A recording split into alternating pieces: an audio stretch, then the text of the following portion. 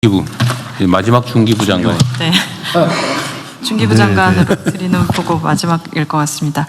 그 경제적 약자의 협상력 강화를 위해서 제도 개선 TF를 만들고 함께 그 안을 만들어주신 공정거래위원회에 먼저 감사드리고요.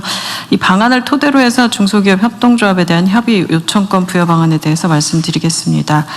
그 경제적 위치에서 불리한 위치에 있는 중소기업들을 위해서 중소기업들의 결사체인 중소기업 협동조합을 통해 협상력을 높이는 방안을 에 대한 의견들이 꾸준히 있었습니다.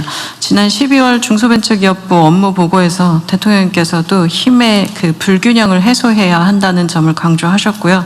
여기에 중기협동조합에 협의 요청권을 부여하는 방안을 우리 정부 국정과제로 추진하고 있습니다.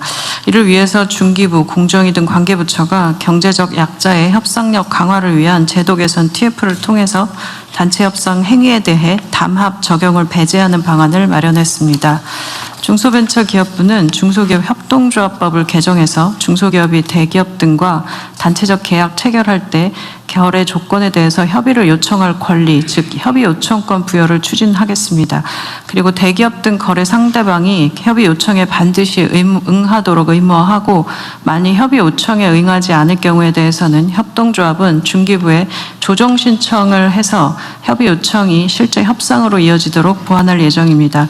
공정위와 함께 마련한 담합 배제 방안을 통해서 이러한 협의 요청 관련 행위들은 담합 예외가 적용될 것이고 중소기업의 협상력 강화와 공정거래 질서가 조화를 이루도록 제도를 마련하겠습니다. 이미 국회에서 발의된 개정안이 있습니다. 이를 중심으로 해서 협의 요청권 부여를 위한 중소기업 협동조합법 개정을 추진하겠습니다. 이상으로 보고 마치겠습니다. 네. 예, 대통령님, 노동부 장관입니다. 네. 지금 한참 최저임금 심의가 진행 중입니다. 매년 최저임금 인상을 둘러싸고 저임금 노동자와 소상공인, 영세 소상공인들 간의 제로섬 게임, 즉 일부 언론에서 을들의 전쟁이라고 이야기하고 있는데 이 제도는 을들의 전쟁을 을들의 연대로 바꿀 수 있는 단초를 마련할 것으로 기대됩니다. 이것은 실질적인 경제민주화라고 저는 생각합니다. 저임금 노동자는 시장으로 나오면 소비자이고 이 소상공인은 비임금 노동자입니다.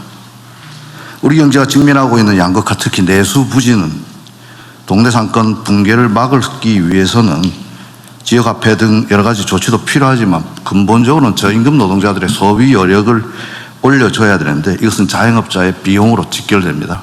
결국 이 문제를 풀기 위해서는 을들이 함께 연대해서 이들의 최종 이득을 보는 상대와 같이 협상할 수 있다면 만약 그를 통해서 저임금 노동자와 소상공인이 제로섬 죽고 살기로 이렇게 부딪히지 않는 단초가 마련된다면 그것이야말로 우리 경제가 직면하고 있는 불평등을 완화할 수 있는 아주 중요한 조치라고 저희들은 생각합니다. 나아가서 이번 공정위에서 그동안 화물연대, 건폭몰이 이런 걸 통해 가지고 노동자 활동을 마치 공정거래법으로 처벌하는 관행들이 없어진다면 어쩌면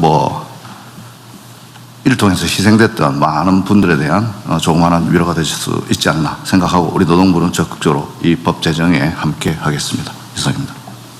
그 옛날에 건폭 수사 해가지고 건폭 수사가 그 사람들은 아직 수감되어 있는 사람은 다 나왔죠? 네, 그때 8.15 특사로 우리 정부 첫 번째 사면으로 나왔고 나오지 못한 분, 형이 확정되지 못한 분 제하고는 다 나와 있는데 그때 당시에 고 양해동님이 자기는 노동조합 활동을 했는데 왜 이런 공정거래 위반, 그 다음에 담합 이런 것으로 조사받는가 이런 것들에 항의한 사실이 있습니다.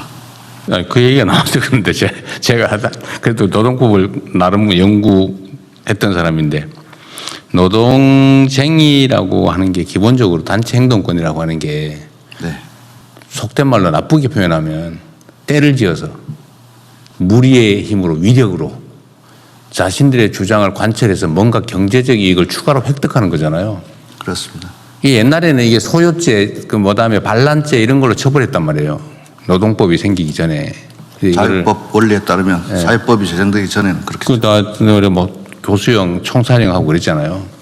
근데 그 후에 이제 노동조합법이 노동관계법이 생겨나면서 이제 단결 교섭 행동권이 생겼는데 이거를 건설 노동자들이 왜 때를 지어가지고 저 건업주한테 압박을 해가지고 왜 추가로 돈을 받아냈냐? 이 공갈 뭐 이런 걸로 좀 처벌했잖아요. 그렇습니다. 근데 다 난 그게 어떻게 난 법원에서 유죄가 나는지 이해가 안 되는.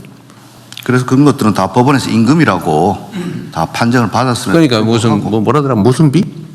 예, 그게 뭐 있어요. 저기간에 뭐 관리비 비슷한. 그런데 그걸 받는 걸 다 처벌을 했는데 그거는 임금이라고 하면서도 단체 행동을 통해서 임금을 더 받거나 요구를 한 건데 그거를 폭력행위로 처벌했잖아요. 그렇습니다. 원시 국가로 되돌아갔던 거죠.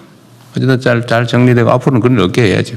네, 그래서 이번 이 법이 제정되면은 그동안 그러한 그야말로 불공정한 관행들은 없어질 것으로 기대되고 노동조합 활동에 있어서도 그리고 더 나아가서 노동 3권을 보장하는 이유는 결국 국민 경제의 건강한 발전을 위한 것이고 네. 우리 경제가 직면하고 있는 이 불평등을 해소하기 위해서는 을들의 연대가 반드시 필요하다고 생각됩니다. 그렇습니다. 그러니까 경제적 약자들, 사회적 약자들에게 어쨌든 단체로 힘을 모아서 대등한 교섭을 할 수 있게 해주고 이게 이제 합리적 의사결정, 합리적인 자원 배분이 가능하게 해서 그 사회 발전, 경제 발전을 사실 가능하게 하는 거죠. 근데 그 힘의 균형이 무너지면 독점하고 그다음에 과욕을 부리게 되고 어쨌든 자원이 비효율적으로 사용되면서 그 사회가 발전을 못 한다고요.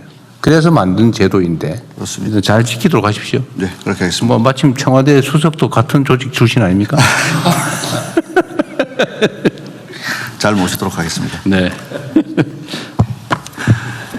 네, 그러면은 원안대로 접수하고 넘어가겠습니다.